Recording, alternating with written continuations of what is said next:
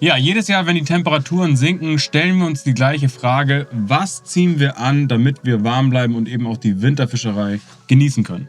Das Zauberwort in dem Zusammenhang lautet Layering oder zu Deutsch das Zwiebelprinzip. Also die Kombination unterschiedlicher Schichten miteinander, um warm zu bleiben. In der Outdoor-Branche unterscheiden wir 4 unterschiedliche Schichten. Die erste Schicht ist der sogenannte Base Layer, also die Schicht, die unmittelbar und eng am Körper getragen wird. Darüber finden wir einen sogenannten Mid-Layer. Hier kommt klassisches Vlies oftmals ins Spiel.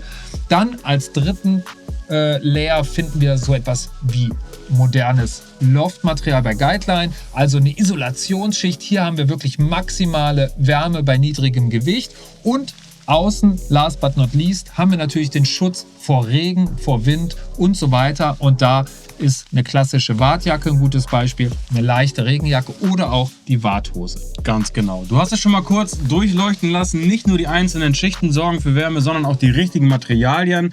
Unser erster Tipp ist, lasst auf jeden Fall die Baumwolle zu Hause.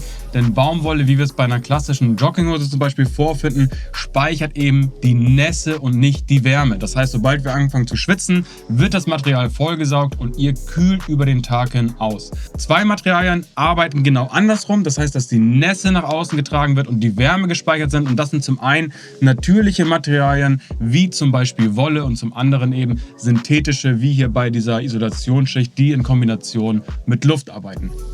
Genau. Also wir haben die natürlichen Materialien, Wolle, Merino-Wolle und so weiter. Wir haben Vlies, also Polyesterstoffe und so weiter. Oder ein Materialmix, wie beispielsweise bei den Socken hier von Guideline. Wir haben die etwas dünneren Socken, wir haben die etwas dickeren Socken und in beiden Fällen kombinieren wir Wolle mit synthetischen Fasern.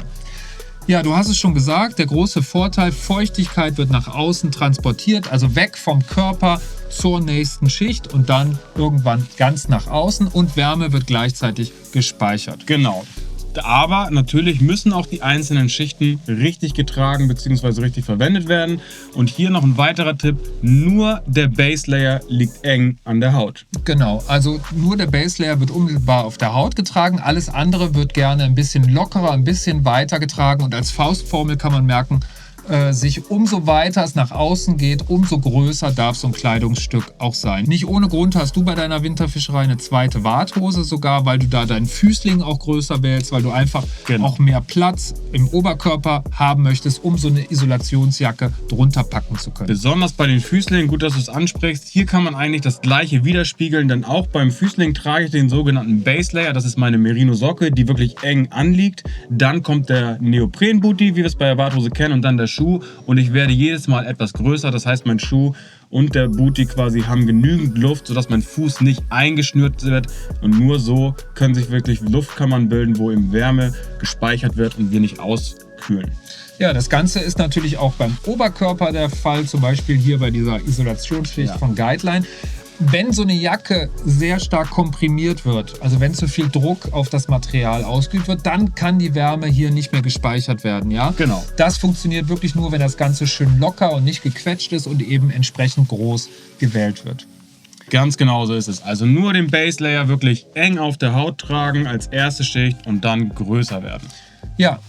Wir haben es gesagt, Feuchtigkeitstransport ist ein wichtiger Punkt. Wärmespeicherung ist der zweite wichtige Punkt. Da sind natürlich gerade der Midlayer oder die Isolationsschicht die wichtigsten Faktoren. So ein Vlies, wie jetzt hier der Klassiker von Guideline, der Vlies-Bib, der bietet unglaubliche Wärme. Aber noch interessanter finde ich ja diese modernen Materialien, wie jetzt hier das Loft-Material oder das Guide-Loft-Material.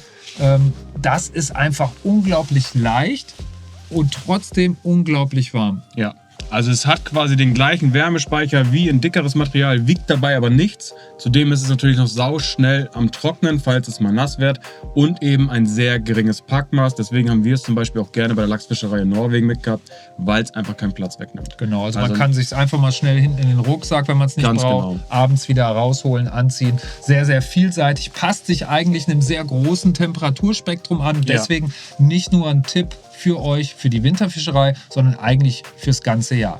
Ja, es gibt Weste, Jacke, Hose von dieser Loft-Serie. Was mir auch gut gefällt, das Ganze ist ja aus 100% recycelten Materialien Ganz gefertigt und eine tolle Alternative am Ende des Tages zu sowas wie Daune. Also wer auf Daune verzichten möchte, trotzdem das gleiche Wärmeerlebnis haben möchte, der greift dann eben gerne zu so einer synthetischen Isolation, wie beispielsweise hier bei Guideline. Genau, das hat Guideline wirklich super gelöst.